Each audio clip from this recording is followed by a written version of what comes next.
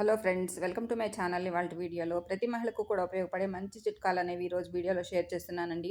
ఉల్లిపాయలను కూరలో కాదు ఇలా సింక్లో వేయండి, మీరే ఆశ్చర్యపోతారు. ప్రతిరోజు మీరు పడే టెన్షన్ అంతా పోతుందండి. ఇంకా అందరికీ ఉపయోగపడే మంచి మంచి సింపుల్ చిట్కాలు ఉన్నాయండి ఈరోజు వీడియోలో. వీడియో నచ్చితే కనుక ప్లీజ్ ఒక చిన్న లైక్ చేయండి. మీరు ఇచ్చే లైక్ నాకు ఎంతో సపోర్ట్గా ఉంటుంది. వీడియో మరికొంతమందికి సజెస్ట్ అవ్వడానికి కూడా ఉపయోగపడుతుంది.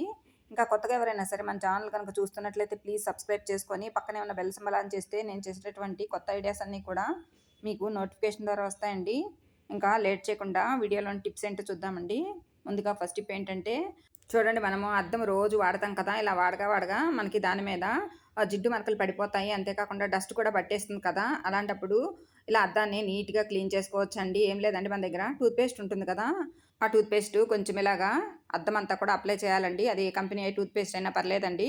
తర్వాత దాని మీద ఇలా కొద్దిగా నీళ్లు చిలకరించుకుని ఇలా మొత్తం అంతా కూడా ఈ టూత్పేస్ట్ అంతా అద్దానికి స్ప్రెడ్ చేయాలండి. తర్వాత ఇలాగా ఒక క్లాత్ తీసుకుని అద్దాన్ని తుడిచేసినట్లయితే అద్దం అనేది చాలా నీట్గా ఉంటుందండి. లేకపోతే ఇలాగా పేపర్తో కూడా తుడవచ్చండి. ఇలా న్యూస్ పేపర్తో తుడిచినట్లయితే మనకు అద్దం అనేది ఇంకా మరకలు అలాంటివి ఏమీ లేకుండా నీట్గా క్లీన్ అవుతుందండి. జిడ్డు డస్ట్ ఏదైనా సరే పూర్తిగా పోతుందండి. చూడండి, అద్దం అనేది ఎంత నీట్గా క్లీన్ అయిందో మీరే చూస్తున్నారు కదా. ఇలాగే మనము డ్రెస్సింగ్ టేబుల్కి ఉండేటటువంటి అద్దాన్ని కూడా నీట్గా క్లీన్ చేసుకోవచ్చు అనమాట.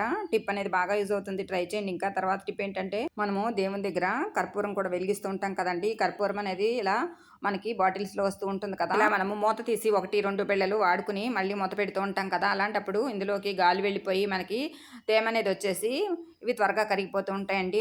కర్పూరము కరగకుండా ఉండాలంటే కొద్దిగా బియ్యపు గింజలు అనేవి ఆ కర్పూర బిళ్ళల్లో వేసేసి గట్టిగా బాటిల్ మూత పెట్టేసామనుకోండి, మనకి కర్పూర బిళ్ళలు అనేవి కరగకుండా ఉంటాయి. బియ్యం అనేవి తేమని పీల్చుకుంటాయి. కర్పూర బిళ్ళలు పొడిగా ఉంటాయి. ట్రై చేయండి. ఇంకా తర్వాత టిప్ ఏంటంటే, ఒక బౌల్ తీసుకుని అందులో ఒక 2 స్పూన్ల వరకు బియ్య పిండి వేసుకోవాలండి. తర్వాత అందులోనే ఒక పావు టేబుల్ స్పూన్ వరకు పసుపు కూడా వేసుకోవాలి. 2 టేబుల్ స్పూన్ల పాలు కూడా వేసుకోవాలండి. ఇదంతా ఇలా కలిసేలాగా మిశ్రమంలాగా కలుపుకోవాలి. తర్వాత ఇప్పుడు ఇది ఎందుకు ఉపయోగపడుతుందో చెప్తానండి. మనలో చాలామందికి మూతి మీద ఎక్కువగా అన్వాంటెడ్ హెయిర్ అనేది వస్తుంది కదండి. అది మనం ఎంత థ్రెడ్డింగ్ కానీ వ్యాక్సింగ్ కానీ ఏది చేసినా కూడా అప్పటికప్పుడే కానీ మళ్ళీ తర్వాత అవి వస్తూనే ఉంటాయి కదా. అలాంటప్పుడు హెయిర్ గ్రోత్ అనేది మళ్ళీ మనకి పెరగకుండా ఉండటానికి, గ్రోత్ అనేది తగ్గి మనకి పూర్తిగా హెయిర్ అనేది రాకుండా ఉండటానికి ఇది చాలా బాగా యూజ్ అవుతుందండి. ఇక్కడ నేను హ్యాండ్ మీద అప్లై చేస్తున్నానండి. ఇలాగే మీరు అప్పర్ లిప్ మీద ఇలాగా ఒక 10 నిమిషాల పాటు ఈ మిశ్రమాన్ని ఇలా రుద్దినట్లయితే హెయిర్ అనేది మనకి రాకుండా ఉంటుంది. తర్వాత మెల్లమెల్లగా హెయిర్ గ్రోత్ అనేది కూడా తగ్గుతుందండి.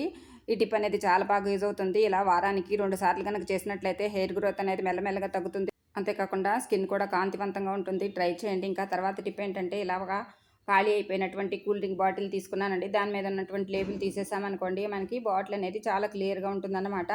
తర్వాత ఇలాగ క్యాప్ని తీసేసి తర్వాత ఇలాగా బాటిల్కి పైభాగాన ఇలా చాకును వేడి చేసి బాటిల్కి ఇలా నిలువుగా కట్ చేసుకోవాలండి. ఇలా వీడియోలో చూపిస్తున్నాను చూడండి. ఇలా నిలువుగా కట్ చేసుకోవాలి. ఇలా బాటిల్ అంతా చివరి వరకు కూడా కట్ చేయకుండా బాటిల్కి అడుగున ఒక 1 ఇంచ్ వదులుకొని కట్ చేసుకోవాలండి.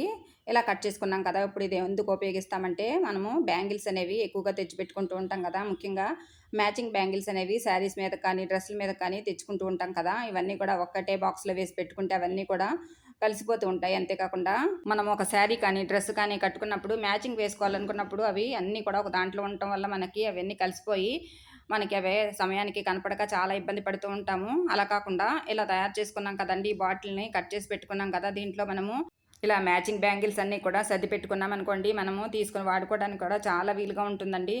చూడండి ఇక్కడ ఎన్ని బ్యాంగిల్స్ అనేవి ఇలా బాటిల్లో పట్టినాయో. ఇలా సర్ది పెట్టుకున్నట్లయితే మనము కావాల్సినటువంటి మ్యాచింగ్ బ్యాంగిల్స్ అనేవి తీసుకొని వాడుకోవడానికి కూడా చాలా వీలుగా ఉంటుంది. మళ్ళీ వాడుకున్న తర్వాత ఇదే బాటిల్లో స్టోర్ చేసుకోవచ్చండి. పైన క్యాప్ని ఇలా బిగించి పెట్టుకున్నాం అనుకోండి, ఇవి కదిలిపోకుండా కూడా ఉంటాయి. ఇలా సర్ది పెట్టుకున్నటువంటి బ్యాంగిల్స్ని మనము జర్నీస్ కూడా తీసుకువెళ్ళొచ్చండి. ముఖ్యంగా ఫంక్షన్స్కి వెళ్ళినప్పుడు ఇలాగా మనం బ్యాగ్లో సర్ది పెట్టుకున్నాం అనుకోండి, మనకి కావాల్సినటువంటి బ్యాంగిల్స్ అన్నీ కూడా తీసుకువెళ్ళి యూజ్ చేసుకోవడానికి చాలా సౌకర్యంగా ఉంటుంది. ట్రై చేసి చూడండి. ఇంకా తర్వాత టిప్ ఏంటంటే, మనము వంటల్లో వాడుకోవడానికి లేదంటే అల్లం వెల్లుల్లి పేస్ట్ రుబ్బుకొని పెట్టుకోవడానికి కూడా అల్లాన్ని ఎక్కువ మొత్తంలో ఒక్కోసారి తెచ్చి పెట్టుకుంటూ ఉంటాం కదా. అలాంటప్పుడు అల్లం మీద పైపొట్టు తీయాలనుకున్నప్పుడు మనకి పైపొట్టు తీసే క్రమంలో చాలా ఎక్కువ టైం అనేది పట్టేస్తుంది కదా. అంతేకాకుండా ఇలా పైపొట్టుని తీసినప్పుడు అల్లం అనేది ఎంతో కొంత వేస్ట్ అవుతుంది కదా. అలా కాకుండా అల్లం అనేది ఈజీగా పైపొట్టు రావాలంటే ఇలా ట్రై చేయండి. ఇలా ఒక జాలిగట్టను తీసుకుని దాంట్లో అల్లం వేసి తర్వాత స్టవ్ వెలిగించి స్టవ్ మీద ఈ గరిటెను పెట్టి 1 నిమిషం పాటు ఇలా అల్లాన్ని వేడి చేసుకోవాలండి. ఇలా అల్లం వేడెక్కిన తర్వాత మనము ఇప్పుడు స్టవ్ కట్టేసి ఈ జాలిగరిటలో ఉన్నటువంటి అల్లాన్ని ఇలాగా ఒక బౌల్లో వేసుకోవాలండి. తర్వాత ఇప్పుడు దీని మీద ఉన్నటువంటి పొట్టు అనేది తీసామనుకోండి, మనకి అల్లం మీద పై పొట్టు అనేది చాలా ఈజీగా వచ్చేస్తుంది అన్నమాట. చూడండి ఇక్కడ అల్లం పొట్టు అనేది ఎంత నీట్‌గా క్లీన్ అయిపోతుందో ఈజీగా మనము స్పూన్‌తో కానీ, చాకుతో కానీ ఇలాగా అల్లం మీద పై పొట్టు తీసుకోవచ్చు. తర్వాత మనకు అల్లం కూడా ఎక్కడ కూడా వేస్టేజ్ కాకుండా కూడా ఉంటుంది. తర్వాత మనం ఇప్పుడు అల్లం వేడి చేసుకున్నాం కాబట్టి అది టేస్ట్ అనేది మారిపోతుందని అసలు అనుకోవద్దండి. ఎందుకంటే అల్లము కొంచెం సేపు మాత్రమే వేడెక్కిందండి. అంతేకాకుండా దానికి ఉన్నటువంటి ఘాటు కూడా పోదండి. అల్లం అనేది నీట్‌గా క్లీన్ చేసుకోవచ్చన్నమాట. చూడండి ఎంత నీట్‌గా చాలా తక్కువ టైంలో క్లీన్ చేసుకోవచ్చు. ఇలాగా అల్లం మీద పై పొట్టు అనేది ఈజీగా వచ్చేస్తుందండి. ఇక్కడ పొట్టు అనేది కూడా మనము చాలా ఈజీగా రిమూవ్ చేసుకున్నాము. ఈ సింపుల్ టిప్ అనేది ప్రతి ఒక్క ఆడవారికి కూడా చాలా బాగా యూజ్ అవుతుంది. ట్రై చేసి చూడండి. ఇంకా తర్వాత టిప్ ఏంటంటే చూడండి ఇక్కడ నిమ్మకాయలు రసం పిండేసిన తర్వాత ఇలా తొక్కలన్నీ కూడా మనం వేస్ట్ అని పారేస్తాం కదా, అలా పారేయకుండా ఇలా చేసి చూడండి. ఈ నిమ్మ తొక్కలు క్లీనింగ్ పర్పస్కి చాలా బాగా యూజ్ అవుతాయండి. ఇలా ఒక గ్లాస్ బాటిల్ తీసుకోవాలి, దాంట్లో ఈ నిమ్మ తొక్కలన్నీ కూడా వేసుకోవాలండి. తర్వాత అందులోనే మనకి వెనిగర్ ఉంటుంది కదా, వెనిగర్ కూడా ఒక 2 స్పూన్ల వరకు వేసుకోవాలి. తర్వాత ఇలా ఒక షాంపూ ప్యాకెట్ కట్ చేసి వేసుకోవాలండి. తర్వాత అందులోనే మనకి వంటలో వాడే వంట సోడా ఉంటుంది కదండీ, అది కూడా ఒక పావు టేబుల్ స్పూన్ వరకు వేసుకోవాలి. తర్వాత దాని నిండా ఇలా నీళ్లు పోసుకోవాలండి. తర్వాత బాటిల్‌కి మూత పెట్టేయాలి. ఈ బాటిల్ ఒక నైట్ అంతా కూడా అలాగే ఉంచేయాలండి. మార్నింగ్ ఈ బాటిల్ ఓపెన్ చేస్తే మనకి ఒక మంచి క్లీనింగ్ లిక్విడ్ అనేది తయారవుతుందండి. ఇప్పుడు నిమ్మ తొక్కల్లో ఉండేటటువంటి సారం అంతా కూడా మనకి ఆ వాటర్‌లోకి వచ్చేస్తుందండి. తర్వాత ఇలాగ మొత్తం అంతా కూడా దాన్ని ఇలా వడకట్టుకోవాలండి. ఇలా వడకట్టుకొని మనం ఒక స్ప్రే బాటిల్‌లో పోసి పెట్టుకోవాలి. ఇప్పుడు ఇది ఎందుకు ఉపయోగిస్తామంటే కిచెన్‌లో మనము స్టవ్ మీద వంటంతా పూర్తయిన తర్వాత ఇలా స్టవ్ అనేది మనం క్లీన్ చేసుకోవడానికి లిక్విడ్ అనేది చాలా బాగా యూజ్ అవుతుందండి. లిక్విడ్‌తో క్లీన్ చేస్తే మనకి స్టవ్ మీద ఉండేటటువంటి జిడ్డు, మురికి అంతా పూర్తిగా క్లీన్ అయిపోతుంది. తర్వాత మనము పొయ్యి కట్టను కూడా ఇదే లిక్విడ్‌తో క్లీన్ చేసుకోవచ్చండి. స్టవ్ వెనకాల ఉన్నటువంటి టైల్స్‌ని కూడా మనం ఇలాగే క్లీన్ చేసుకుంటే చాలా బాగా నీట్‌గా క్లీన్ అవుతాయండి. అలాగే ఈ వాటర్‌తో క్లీన్ చేస్తే మనకి జిడ్డు పోవటమే కాకుండా తర్వాత మనకి చిన్న చిన్న బొద్దింకలు, పురుగులనేవి కూడా రాకుండా కూడా ఉంటాయి. తర్వాత ఇదే వాటర్‌తో మనము ఇలా వాష్ బేసిన్‌లని తర్వాత సింకులను కూడా క్లీన్ చేసుకోవచ్చండి. ఈ నీట్‌గా చాలా బాగా క్లీన్ అవుతాయండి. తర్వాత మనము డైనింగ్ టేబుల్ ఇంకా అలాంటి వాటన్నిటిని కూడా ఇదే లిక్విడ్‌తో క్లీన్ చేసుకుంటే జిడ్డు, మురికి పోవటమే కాకుండా ఎలాంటి బ్యాక్టీరియా కూడా రాకుండా కూడా ఉంటుంది. ఇంకా మనము ఇదే వాటర్‌తో ఫర్నిచర్ కూడా క్లీన్ చేసుకోవచ్చండి. ఫర్నిచర్ మీద ఉండేటటువంటి డస్ట్ అంతా కూడా పూర్తిగా క్లీన్ అవుతుంది. టిప్ అనేది చాలా బాగా ఉపయోగపడుతుంది. ట్రై చేయండి. ఇంకా తర్వాత టిప్ ఏంటంటే ఇలా ఒక చిన్న ప్లేట్ కానీ, గిన్నె కానీ తీసుకొని అందులో ఇలా కొంచెం ఫెయిర్ అండ్ లవ్లీ వేసుకోవాలండి. తర్వాత అందులోనే ఇలా రోజ్ వాటర్ ఉంటుంది కదా, మన దగ్గర ఆ రోజ్ వాటర్ కూడా కొంచెం వేసుకోవాలి. లేదంటే రోజ్ వాటర్‌కి సంబంధించినటువంటి మనకి జెల్ కూడా ఉంటుంది కదా, అది కూడా యూజ్ చేసుకోవచ్చండి. తర్వాత మనకి ఇలా కొంచెం పలచగా ఉన్నట్లయితే ఇంకొంచెం ఫెయిర్ అండ్ లవ్లీ వేసుకోవాలండి. చూడండి ఇక్కడ ఒక లిక్విడ్ లాగా మనం తయారు చేసుకున్నామండి. ఇప్పుడు ఇది మనము షైనింగ్‌గా ఉంటుందండి. ఫేస్ అప్లై చేసుకున్నామనుకోండి మనకి ఫేస్ అంతా పొడిబారినట్లుగా ఉంటుంది కదా, అలాంటప్పుడు ఇలా మనం నైట్ టైమ్ అప్లై చేసామనుకోండి మనకి ఫేస్ అంతా కూడా కాంతివంతంగా షైనింగ్‌గా ఉంటుందండి. ఇలా మనము డే టైమ్ కూడా అప్లై చేసుకోవచ్చు. ఇక్కడ నేను హ్యాండ్ మీద అప్లై చేసి చూపిస్తున్నాను. ఇదే విధంగా మీరు ఫేస్ మీద కనుక అప్లై చేసినట్లయితే బ్యూటీ పార్లర్‌కి వెళ్ళకుండానే మనము ఫేషియల్ చేయించుకున్నటువంటి మంచి షైనింగ్ అనేది వస్తుందండి. ఈ టిప్ అనేది చాలా బాగా అందరికీ యూజ్ అవుతుంది. ట్రై చేసి చూడండి. ఇంకా తర్వాత టిప్ ఏంటంటే ఇలాంటి వాటర్ బాటిల్స్ అనేవి మనం పారేస్తాం కదా, అలా పారేయకుండా ఈసారి ఇలా చేసి చూడండి. ఇలా వాటర్ బాటిల్ పై భాగాన ఇలా కట్ చేసుకోవాలండి. తర్వాత అడుగు భాగం ఉంది కదా, దాంట్లోకి ఇలా పై భాగానికి ఉన్నటువంటి మూతను తీసేసి ఇలా పెట్టుకోవాలండి. ఇలా పెట్టుకున్న తర్వాత ఇది ఇప్పుడు ఎందుకు ఉపయోగిస్తామంటే మనము కిచెన్‌లో గిన్నెలన్నీ కడిగిన తర్వాత మనకి స్క్రబ్బర్స్ అనేవి అలాగే సోప్ మీద కనుక పెట్టేసామనుకోండి, ఆ తడి వల్ల మనకి ఈ స్క్రబ్బర్‌లో బ్యాక్టీరియా అనేది వస్తుందండి. అలా కాకుండా ఇలాగా మనం తయారు చేసుకున్నాం కదండీ! ఈ బాటిల్‌లో కనుక ఈ స్క్రబ్బర్లు పెట్టినట్లయితే ఈ స్క్రబ్బర్‌లో ఉండే వాటర్ అంతా కూడా ఇలా బాటిల్ అడుక్కొచ్చేస్తాయండి. స్క్రబ్బర్లు పొడిగా ఉంటే మనకి ఎలాంటి బ్యాక్టీరియా కూడా రాకుండా ఉంటుంది. ట్రై చేయండి. ఇంకా తర్వాత టిప్ ఏంటంటే చూడండి ఇక్కడ మనం పుదీనా అనేది తెచ్చుకుంటూ ఉంటాం కదా, ముఖ్యంగా వంటల్లో వాడుకోవడానికి, బిర్యానీల్లో వాడుకోవడానికి తెచ్చుకుంటూ ఉంటాం కదా.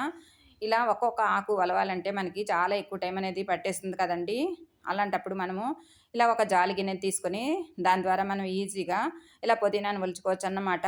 చూడండి ఇలాగా ఒక పుదీనా కాడని తీసుకొని ఇలా ఆ గిన్నె హోల్‌లో నుంచి ఇలాగా కాడని కిందకి తీయాలండి. తర్వాత ఇలా మనం కాడని కిందకి లాగేసామనుకోండి మనకి ఈ ఆకులన్నీ కూడా ఇలాగా ఈ జాలి బుట్టలోకి వచ్చేస్తాయండి. తర్వాత మనకి ఎక్కడైనా సరే తడి ఉన్నట్లయితే ఈ బుట్టలో ఇలాగే ఉంచామనుకోండి పుదీనా కూడా బాగా డ్రై అయిపోతుందండి. తర్వాత చెమ్మంతా కూడా ఆరిపోతుంది. తర్వాత మళ్ళీ మనం ఫ్రిడ్జ్‌లో స్టోర్ చేసుకోవచ్చండి. ఇలా చాలా ఫాస్ట్‌గా పుదీనా అనేది ఒలుచుకోవచ్చండి. ఎంత పుదీనా కావాలంటే అంత పుదీనా మనం ఒలుచుకొని ఫ్రిడ్జ్‌లో స్టోర్ చేసుకోవచ్చన్నమాట. ఈ టిప్ అనేది చాలా బాగా యూజ్ అవుతుంది. ఇలా ఒలుచుకున్నటువంటి కాడలు మళ్ళీ మనం భూమిలో పెట్టామనుకోండి మనకి మళ్ళీ అవి చిగుళ్ళొస్తాయండి. మళ్ళీ అవి వాడుకోవచ్చండి. ఇంకా తర్వాత టిప్ ఏంటంటే చూడండి మనం ఇలా కొత్తిమీర తెచ్చుకొని ఫ్రిడ్జ్‌లో స్టోర్ చేసుకుంటూ ఉంటాం కదా, అలాంటప్పుడు అది ఒక్కొక్కసారి చాలా త్వరగా పాడైపోతూ ఉంటుంది. అలా కాకుండా కొత్తిమీర ఈ రకంగా స్టోర్ చేసుకుంటే మనకి కొత్తిమీర అనేది 15 రోజుల వరకు చాలా ఫ్రెష్‌గా ఉంటుందండి. ముందుగా కొత్తిమీరలో ఏవైనా సరే కుళ్ళిపోయిన ఆకులు కానీ లేదంటే చిన్న చిన్న గడ్డి మొక్కలు కానీ ఉంటే తీసేయాలండి.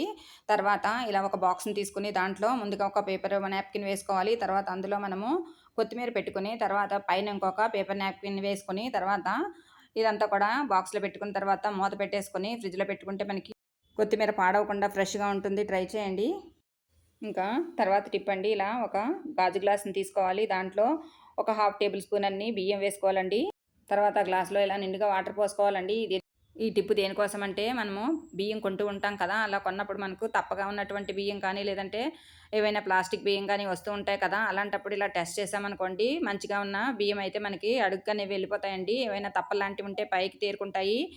ఈ టిప్ అనేది చాలా బాగా యూజ్ అవుతుంది. బియ్యం అనేది నాసి రకమా లేదంటే మంచి రకమా అనేది తెలుసుకోవచ్చు. ఇంకా తర్వాత టిప్ ఏంటంటే ఇలా రసం పిండేసిన నిమ్మ తొక్కలు మనం పారేస్తాం కదా! అలా పారేయకుండా ఈసారి ఇలా చేసి చూడండి. ఇవి చాలా బాగా యూజ్ అవుతాయండి. ఇలా ఒక బౌల్ తీసుకొని ఒక 4 నిమ్మ తొక్కలు అందులో వేసుకొని తర్వాత వాటి మీద ఇలాగా వంట సోడా ఉంటుంది కదండీ! ఇలా మనం అది స్ప్రెడ్ చేసుకోవాలి. తర్వాత ఇప్పుడు ఈ బౌల్‌ని మనము ఫ్రిడ్జ్‌లో గనుక పెట్టుకుంటే ఫ్రిడ్జ్‌లో ఏవైనా సరే బ్యాడ్ స్మెల్ ఉన్నట్లయితే ఈ నిమ్మ తొక్కలనేవి మనకి ఆ బ్యాడ్ స్మెల్ అనేవి పీల్చుకుంటాయండి. ఫ్రిడ్జ్ డోర్ అనేది ఎప్పుడు మనం వేసి ఉంటాం కాబట్టి ఏదో ఒక వాసన అనేది వస్తూ ఉంటుంది కదా!